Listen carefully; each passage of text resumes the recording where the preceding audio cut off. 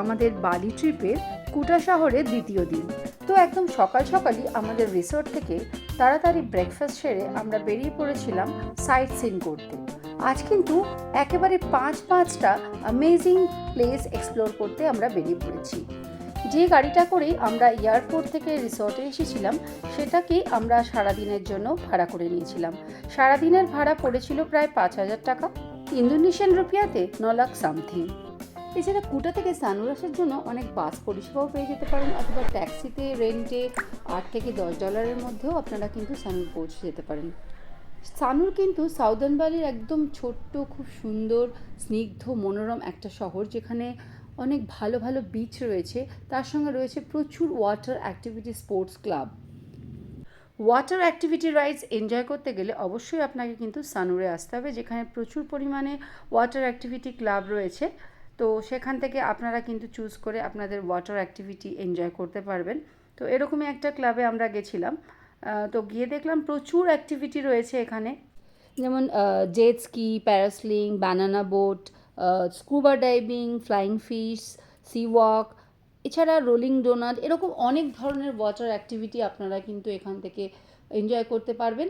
এখানকার মতো এত different type of water activity আমি কিন্তু অনেক জায়গায় দেখিনি। তবে এই ওয়াটার অ্যাক্টিভিটিগুলো এনজয় করতে গেলে অবশ্যই জামা কাপড় ক্যারি করা উচিত। আমাদের সেরকম কোনো প্ল্যানিং ছিল না, তো শুধুমাত্র আমরা চোখের দেখা দেখেই মন শান্ত করলাম।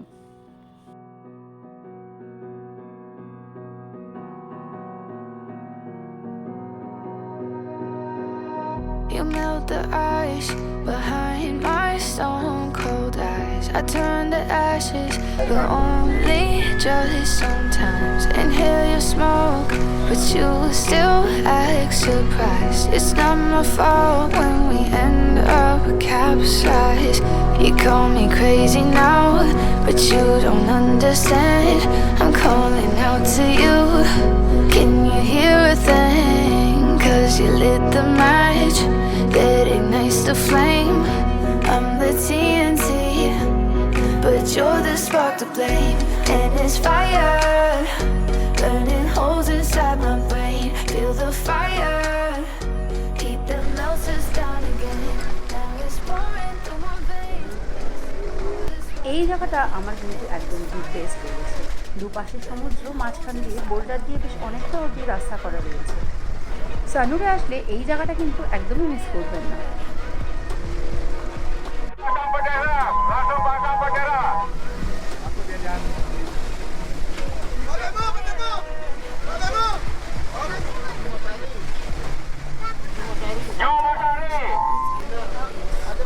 আপনারা নিশ্চয়ই বুঝতেই পারেন এই জায়গাটা করা হয়েছে, এই যে সমস্ত চারিদিকে যে ওয়াটার অ্যাক্টিভিটিসগুলো হচ্ছে সেগুলোকে সমস্ত যাতে কারোর কোনো বিপদ না হয়, পুরো সেফলিভাবে হয়, সেগুলো ওয়াচে রাখা বা সার্ভিল্যান্স করার জন্য। এখান থেকে দাঁড়িয়ে এই ওয়াটার স্পোর্টসগুলো ট্রাই করতে ভীষণভাবে ইচ্ছে হচ্ছিলো, কিন্তু অগত্যা কোনো রকম জামা কাপড় আমরা ক্যারি করছি না এবং অনেকগুলো অন্যান্য জায়গা এক্সপ্লোর করা বাকি আছে, তাই আর ওয়াটার স্পোর্টসগুলো করা হয়ে ওঠেনি। চোখের দেখা দেখে মন ভরালাম। আপনারা আসলে অবশ্যই কিন্তু কোনো জামা কাপড় ক্যারি করবেন। কেমন লাগলো বলুন তো এই ওয়াটার অ্যাক্টিভিটিগুলো আর সামার বিচ লাইফ? জানাবেন কিন্তু। Burning holes inside my brain. Feel the fire, heat that melts us down again. Now it's pouring through my veins, but I said you're the spark to blame. And it's চলুন আমরা চলে এসেছি আমাদের second exploring স্পটে। এটা হলো GWK cultural park, অথবা GWK স্কাল্পচারও বলতে পারেন। আচ্ছা, এখানে যে আপনি ইয়েলো গেঞ্জি পরা লোকটাকে দেখতে পাচ্ছেন, তিনি কিন্তু আমাদের ড্রাইভার, অর্থাৎ আমাদের এয়ারপোর্ট থেকেও রিসোর্টে পৌঁছে দিয়েছে এবং আমাদের সারাদিনের আজকে ট্যুর প্ল্যানেরও সাথে রয়েছে। একটা কথা না বলেই পারছি না, পুরো বালি ট্রিপে ট্রাভেল করে আমরা দেখলাম যে প্রত্যেকটা কার ড্রাইভাররা প্রচণ্ড হেল্পফুল হয় এবং গাইডেড। মানে আপনার ট্যুর প্ল্যানিংয়ের ক্ষেত্রে কোনো আলাদা করে গাইডলাইনের দরকার নেই, প্রত্যেকটা ড্রাইভারই প্রচণ্ড পরিমাণে হেল্প করে দেবে এবং সমস্ত ট্যুর প্ল্যান গাইড করা এভরিথিং ভীষণই হেল্পফুল। তো GWK কালচারাল পার্কের পার্কিং এরিয়া থেকে আপনাকে এরকম টয় ট্রেনে করে, টয় ট্রেন ঠিক বলা যাবে না, এটা বাসই বলা যেতে পারে কারণ এটা রোডে চলছে, আপনাকে পৌঁছে দেবে GWK মেন এন্ট্রান্সে। পার্কিং এরিয়া থেকে 7 থেকে 8 মিনিটের মধ্যে এই বাসে করে আপনি পৌঁছে যাবেন জিডাব্লিউকে কালচারাল পার্কের মেন এন্ট্রান্সে, যেখান থেকে আপনাকে টিকিট কেটে জিডাব্লিউকে পার্কে এন্ট্রি করতে হবে। জিডাব্লিউকে পুরো কথাটা হচ্ছে গরুড় ভিসুন কেনকেনা। এটা সাউদার্ন বালিতে ভীষণ সুন্দর একটা নির্মল গ্রিনারি পার্ক, সাথে মার্বেল পাথর বা লাইমস্টোনের একটা মালভূমি অনেকগুলো রয়েছে, এবং এই দ্বীপের যে শিল্প, সাংস্কৃতিক এবং আধ্যাত্মিক যে দিকগুলো এমব্রেস এবং প্রিজার্ভ করার জন্যই কিন্তু এটা বানানো। তো এখানে এন্ট্রি শুরুতেই সিকিউরিটি চেকিংয়ের পর টিকিট কাউন্টারে কিন্তু আপনাকে টিকিট কেটে এই পার্কে এন্ট্রি করতে হবে। সেক্ষেত্রে অ্যাডাল্টদের ক্ষেত্রে ইন্দোনেশিয়ান রুপিয়াতে পার পারসন 80,000 এবং বাচ্চাদের ক্ষেত্রে 30,000। এটা শুধুমাত্র ট্যুরিস্টদের জন্য, বালিয়ানসের জন্য কিন্তু আলাদা চার্জ রয়েছে, অর্থাৎ লোকাল পিপল বা লোকাল ট্যুরিস্টদের জন্য কিন্তু আলাদা চার্জ রয়েছে। দেবতা বিষ্ণুর বাহন হলো এই গরুড়, যা নাগ বা সাপেদের শত্রু। তবে এটা কিন্তু একটা পুরোপুরি কাল্পনিক চরিত্র। হিন্দু পুরাণে গরুড় তার সর্বশক্তি এবং আনুগত্যের জন্য মহাবিশ্বের রক্ষক হিসেবে গণ্য হয়েছিল।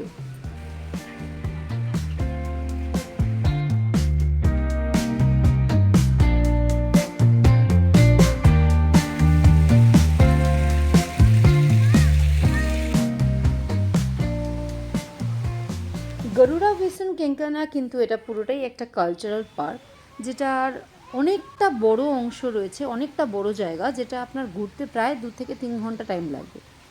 আর দিনের বেলায় আসলে কিন্তু প্রচণ্ড গরম, প্রচণ্ড সূর্যের তাপ, সেই জন্য অবশ্যই জলের বোতল, সানগ্লাস, ছাতা বা টুপি এগুলো অবশ্যই ক্যারি করবেন সঙ্গে। বেস্ট টাইম কিন্তু বিকেলের দিকটা কিন্তু ভীষণ মনোরম, খুবই ভালো লাগে এই জায়গাটা ঘুরতে।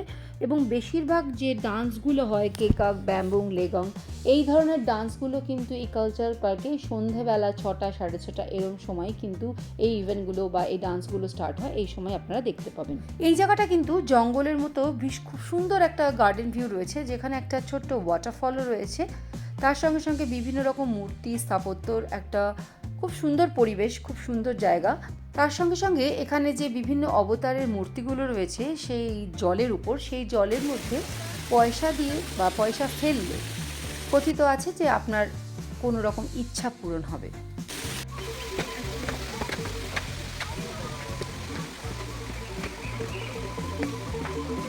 আপনারা যে ব্যাকগ্রাউন্ডে মিউজিকটা শুনতে পাচ্ছেন, সেই মিউজিকটা কিসের সেটা আপনি আপনাদের পরে বলছি। ওভারঅল এত গরমের মধ্যেও এই হালকা এই মিউজিকটা, তার সঙ্গে পাখির ডাক, সব মিলিয়ে শরীর এবং মন সব রিফ্রেশ করার মতো। এখনও কিন্তু আমরা জিডাব্লিউকে মেন স্ট্যাচু, অর্থাৎ মেন যে মূর্তি, সেখানে আমরা কিন্তু পৌঁছতে পারিনি। তো বুঝতেই পারছেন কতটা পরিমাণ জায়গা নিয়ে এই জিডাব্লিউকে কালচারাল পার্ক। এই স্কাল্পচার তৈরির কাজ কিন্তু শুরু হয়েছিল 1993 সালে, কিন্তু সেটা 97 সালে বন্ধ হয়ে গেছিল সামান্য কিছু আর্থিক কারণে। তারপর এটি আবার চালু হয় 2013 সালে এবং উদ্বোধন হয় 2018 সালে। প্রায় 21 তলা এই ভবনের মতন যেটা দেখতে পাচ্ছেন, তার উপরে এই পিতল, তামা, ইস্পাত দিয়ে তৈরি এই মূর্তি ইন্দোনেশিয়ার সবচেয়ে উঁচু মূর্তি হিসেবে ডিজাইন করা। এবং এই যে মূর্তিটা, সেটার মোট উচ্চতা কিন্তু 121 মিটার। শুধু তাই নয়, মার্কিন যুক্তরাষ্ট্রের যে স্ট্যাচু অফ লিবার্টি থেকে প্রায় 30 মিটার লম্বা।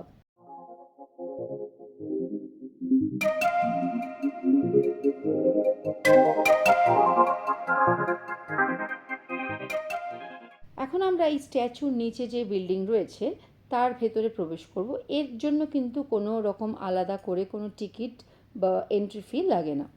এর ভেতরে ঢুকে দেখতে পেলাম এর ভেতরে একটা অসাধারণ মিউজিয়াম রয়েছে, যেখানে ইন্দোনেশিয়ার হিন্দু শিল্প সংস্কৃতির এবং নানান নীতি কাহিনীর নিদর্শন আপনারা কিন্তু দেখতে পাবেন। এই মিউজিয়ামের ভেতরে আরও একটা জিনিস দেখতে পাবেন, অর্থাৎ এখানে কিন্তু ওই লিফটে করে একদম এই বিল্ডিংয়ের টপ ফ্লোরে নিয়ে যাওয়া হয়, সেখান থেকে এই চারিদিকের ভিউ উপভোগ করার জন্য। তবে এটার জন্য কিন্তু আলাদা চার্জ রয়েছে, এটা পুরোপুরি চার্জেবল। তবে আমরা আর সেটা ট্রাই করিনি, কারণ অনেকটা সময়ই কিন্তু আমরা এই জায়গায় ঘুরেছি এবং বাচ্চারাও খুবই টায়ার্ড হয়ে পড়েছিল। এই জিডাব্লিউকে স্কাল্পচার থেকে ফেরার পথে একদম শেষের দিকে, যেখান থেকে আমরা এন্ট্রি করেছিলাম, সেখানেই এখানে একটা ইভেন্ট রুম রয়েছে যেখানে প্রতিদিনই কিছু না কিছু কোনো না কোনো সময় শো হয়। তো এখন এটা একটা ইনস্ট্রুমেন্টাল শো হচ্ছিল, যেখানে আপনি এই ইনস্ট্রুমেন্ট শুনতেও পাবেন, তার সঙ্গে সঙ্গে নিজেরাও বাজাতে পারবেন। দেখুন এখান থেকে উনি কিন্তু সবাইকে ডিরেক্ট করছে আর সেই মতোই সবাই বাজাচ্ছে। দারুণ একটা এক্সপিরিয়েন্স না?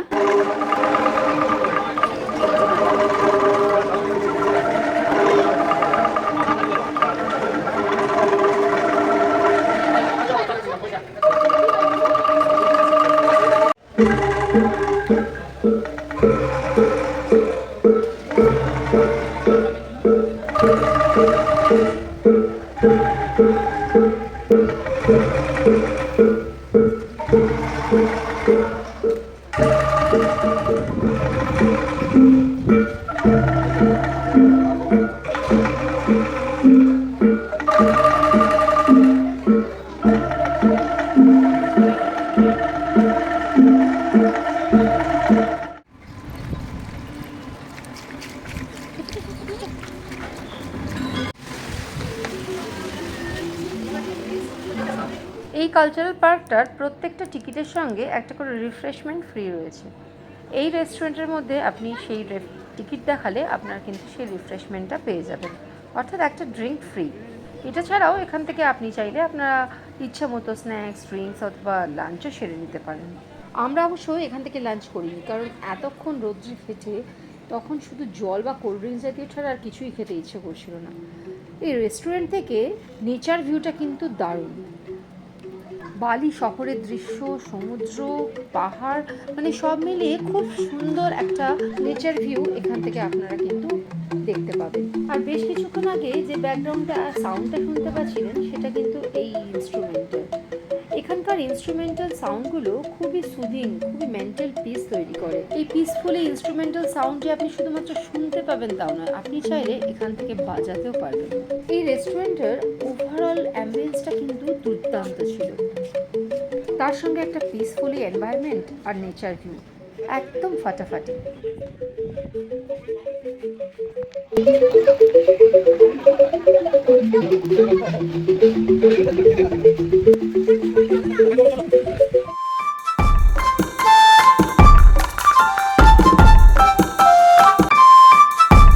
এর পরের স্পটটা ছিল সবথেকে বেশি আমার দেখার ইচ্ছা। ইন্দোনেশিয়ার বিখ্যাত দ্বীপ বালি, তাও আবার বিশ্বের সেরা এবং সবথেকে ব্যয়বহুল কফি অফার করে, যা কপি লুয়াক বা লুয়াক কফি নামে পরিচিত। সেই কফি ফার্ম দেখার আমার খুব ইচ্ছা ছিল। এই কপি লুয়াক কফিকে নাকি বিশ্বের সবচেয়ে দামি কফি হিসেবে বিবেচনা করা হয়। তাই কীভাবে এর প্রোডাকশন হয়, কী প্রসিডিউরে তৈরি হয় এই কফি, সেটা দেখার জন্য আমরা চলে এসেছিলাম একটা কফি ফার্মে। বালিতে কিন্তু অলিতে গলিতে প্রচুর রয়েছে কফি ফার্ম এবং প্রচুর শপ। চলুন আপনাদের দেখাই কিভাবে তৈরি হয় বিশ্বের সেরা coffee.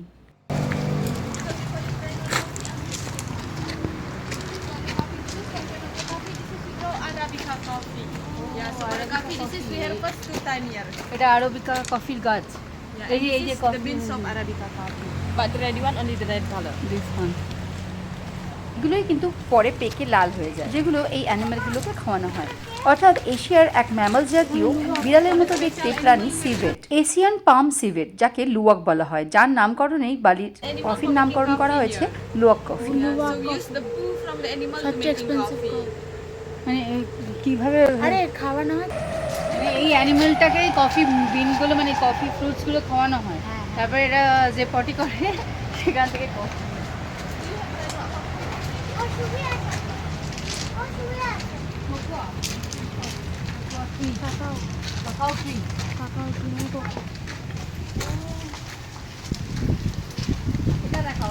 And this is the sample of poo from the animal. Yeah, so the poo came out from the animal still whole and still have second skin, yeah? Because the animal eats only the first skin of the coffee. And this is after the cleaning, this is ready to roasting. Okay. And মানে here ওই we making বিনসগুলো যে কফিগুলো খাওয়ানো হয় সেগুলোরই। and then here we making tea also. For tea we have mangosteen. And then we have turmeric, ginger and lemongrass. আচ্ছা, এগুলো add করা হয়। Now we have the traditional process how to make coffee powder, yeah? After the cleaning, we roasting the coffee beans. So 1 kilo coffee, this is we roasting around 55 minutes until 1 hour.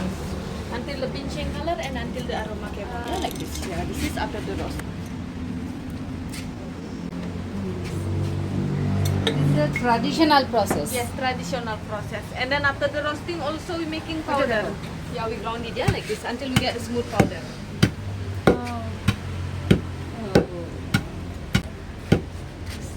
And then for the last process, you must filter until you get the fine powder. Yes, so shaking, yeah, like this. এরকম mixed করে And this is already. Also, this is instant coffee. instant coffee. দেখুন তো এই luwak অ্যানিমালগুলো কিভাবে এই coffee ফলগুলো পেকে যাওয়ার পরে সেগুলো খায়, শুধুমাত্র স্কিনটাই খায়, আর সিডসগুলো তাদের পটি আকারে বেরিয়ে যায় এবং সেগুলোই ক্লিন করে রোস্টিং করে গ্রাইন্ড করে এবং ছেঁকে নিয়ে তৈরি হয় বালির সবথেকে, বালি কেন, বিশ্বের সবথেকে সেরা কফি, লুয়াক কফি। এই ফার্মগুলোতে আসলে শুধু যে কফি কীভাবে তৈরি হয় তা দেখা নয়, তার সঙ্গে সঙ্গে এই ফার্মগুলোতে যে সমস্ত চা কফি তৈরি হয় সেই সমস্ত কিছুই আপনি টেস্ট করতে পারবেন, তার সঙ্গে কিন্তু আপনি কিনেও নিয়ে যেতে পারবেন। All coffee, yellow or coffee? Coffee, tea, and chocolate. Yeah, so you can follow the list. Yeah, you can start from here until You tell me the which one is which? this one. Yeah? 1, 2, 3, 4, 5, 6 until 10, 11 until 15. So you can follow the list. Oh, And for the tasting, this is all with sugar. Only for the number 10 Bali coffee, no sugar. Which one is Ayurveda coffee? For the This one is mango steam coffee. ট্যুরিস্টরা যারা এই ফার্মগুলো visit করতে আসে তারা coffee কিনুক বা না কিনুক প্রত্যেককেই কিন্তু sample হিসেবে তাদের তৈরি বিভিন্ন ধরনের টি কফি টেস্ট করানো হয়।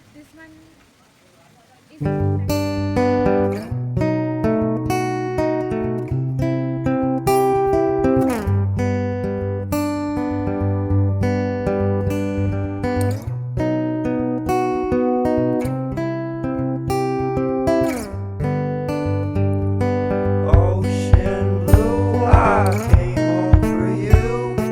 Cut my hair in the dress that you wear. Don't you leave, now it's my time to go. Oh. হ্যাঁ ফিল্টার, এটা এটাই চাই আমার। এটার মধ্যে একটু স্পাইসেস অ্যাড আছে, একটু জিঞ্জার টি ট্রাই না, এটা টারমারিক টি, টারমারিক টি দারুণ খেতে, পুরো জুসের মতো।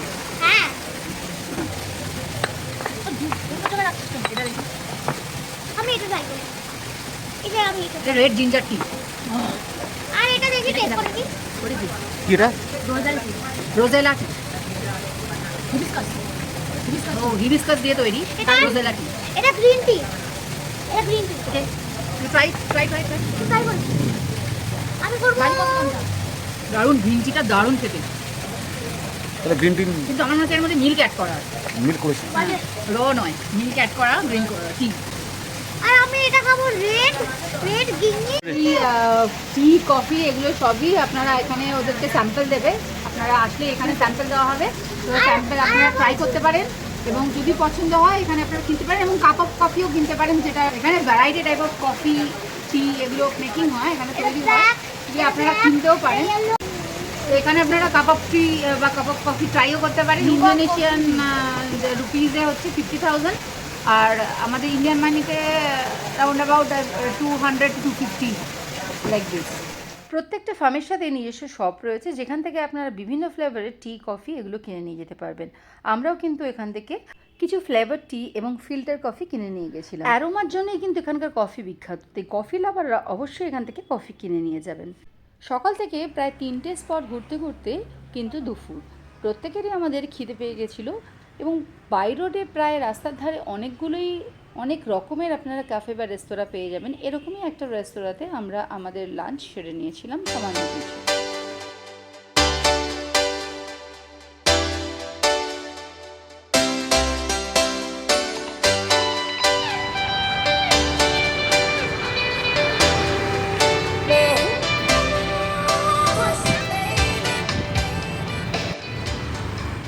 আফটার লাঞ্চ আমরা এক্সপ্লোর করতে চলে এসেছিলাম পাডাং পাডাং বিচ। এই পাডাং পাডাং বিচে যেতে গেলে এই গুহার ভেতর দিয়ে পাথরের সিঁড়ির মধ্যে দিয়ে নেমেই কিন্তু আপনাকে বিচে পৌঁছাতে হবে। এই পাডাং পাডাং বিচ হলেও কিন্তু সবার জন্য ফ্রি নয়। অ্যাডাল্টদের জন্য 15,000 ইন্দোনেশিয়ান রুপিয়াতে, আর 3 থেকে 10 বছরের বাচ্চাদের জন্য 10,000 পে করতে হবে।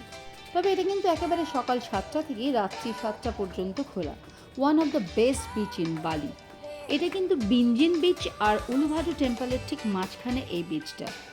এই পাডাং পাডাং বিচে কিন্তু প্রচুর খাবারের vendor, drinking water, payable toilet, shower, এছাড়া যারা সাববোট করতে ভালোবাসেন তাদের জন্য কিন্তু ব্যবস্থা রয়েছে। আপনাদের জানিয়ে রাখি 16th এবং 17th সেঞ্চুরিতে এখান থেকেই মরিচ চাষ মানে গোলমরিচের চাষের বাণিজ্য করা হতো বিভিন্ন দেশের সঙ্গে। দুপাশে পাহাড়ে ঘেরা একদম ছোট্ট একটা বিচ। এখান থেকে কিন্তু আপনি আফটারনুনে সানসেটের দৃশ্য দারুণ এনজয় করতে পারবেন। একদম সাদা বালি, ক্লিয়ার সমুদ্রের নীল জল। এই জায়গাটা জাস্ট দেখলেই মনে হবে যেন জলে নেমে পড়ি, অথবা 2-3 ঘন্টা আরামসেই বসে কেটে যেতে পারে এই সমুদ্রের ধারে। এতটাই মনোমুগ্ধকর এখানকার সমুদ্র।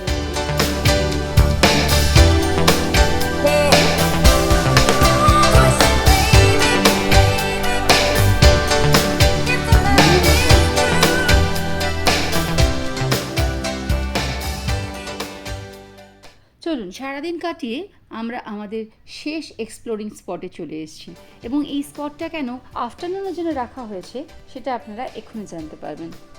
এখন আমরা চলে এসেছি উলুভাটু টেম্পলে। এই উলুভাটু টেম্পলের যে শুধুমাত্র একটা মহান সাংস্কৃতিক এবং ঐতিহাসিক বৈশিষ্ট্য আছে তা নয়, এখানকার স্টানিং ভিউয়ের জন্য এটা একটা দারুণ জনপ্রিয় পর্যটন এবং দর্শনীয় স্থান, এবং সানসেটের অপূর্ব ছবি এখান থেকে দেখা যায়। আর সবথেকে ফেমাস সূর্যাস্তের সময় এখানকার কিকাক নৃত্য। এই উলুভাটু টেম্পলের প্রবেশ মূল্য অ্যাডাল্টদের জন্য 60,000 ইন্দোনেশিয়ান মানিতে এবং 6 থেকে 12 বছরের শিশুদের জন্য 25,000। শহর থেকে প্রায় 30 থেকে 40 মিনিটেই কিন্তু গাড়ি বা ট্যাক্সিতে এই উলুভাটু টেম্পলে পৌঁছে যাওয়া যায়।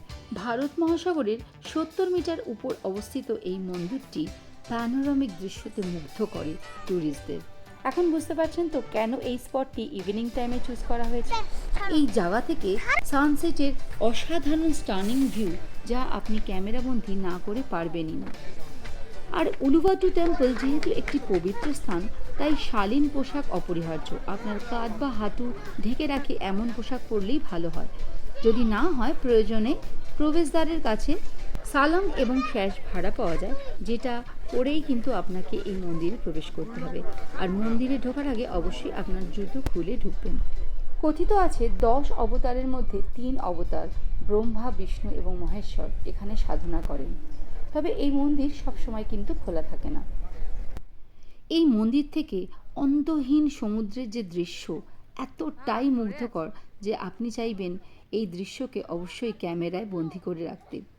এখানকার পাথরের কাঠামো, ভাস্কর্য অতীতের ধর্মীয় রীতিনীতি এবং ঐতিহ্যের গল্প বলে। এখানকার কেকাক নৃত্যের জন্য কিন্তু এই মন্দির খুবই বিখ্যাত।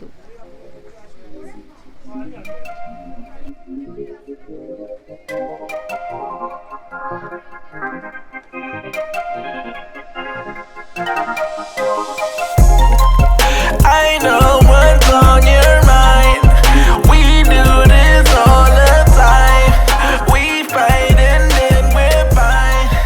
You know I'm yours, you're mine. Oh mine, I'm yours. এই মন্দিরের বহু বছরের বাসিন্দা লম্বা লেজযুক্ত ম্যাকাক বানর, তাই অবশ্যই আপনারা আপনাদের মূল্যবান জিনিস এবং খাদ্য আইটেমের সাথে সতর্কতা অবলম্বন করবেন। তবে বালি শহরে সানসেটের দৃশ্য উপভোগ করতে গেলে this is the best place, যেটা সকাল 7টা থেকে সন্ধ্যে 6টা পর্যন্ত খোলা থাকে। যতক্ষণ ইচ্ছা ততক্ষণ পর্যন্ত কিন্তু আপনি এই মন্দিরে সময় কাটাতে পারবেন। আর ইভিনিংয়ের অ্যাট্রাকশন হিসেবে সানসেটের দৃশ্য আর কেকাক ডান্স একদমই মিস করবেন না।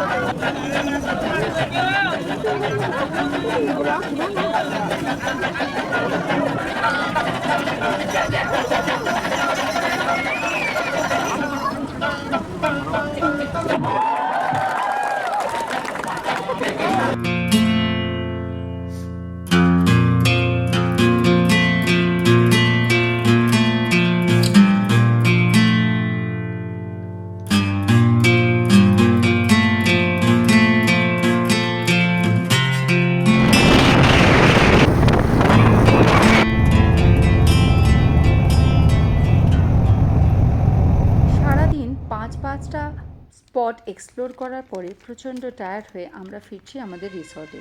ফেরার সময় আমরা বালির কিছু লোকাল ফুড যেমন নাসি গোরেং, মিয়া গোরেং এগুলো দিয়েই আমাদের রাত্রের ডিনার সেরে এন্ড করলাম 3rd ডে অফ আওয়ার বালি ট্রিপ। তো দেখতে থাকুন আমাদের বালি ট্রিপের সমস্ত এপিসোড। ফিরে আসছি খুব তাড়াতাড়ি আমাদের নেক্সট এপিসোডে আরও অনেক ইনফরমেশন, আপডেট এবং ইন্টারেস্টিং ভিডিও নিয়ে। ততক্ষণ পর্যন্ত সবাই খুব ভালো থাকুন, সুস্থ থাকুন। ফিরে আসছি বালি ট্রিপের এপিসোড 5 নিয়ে।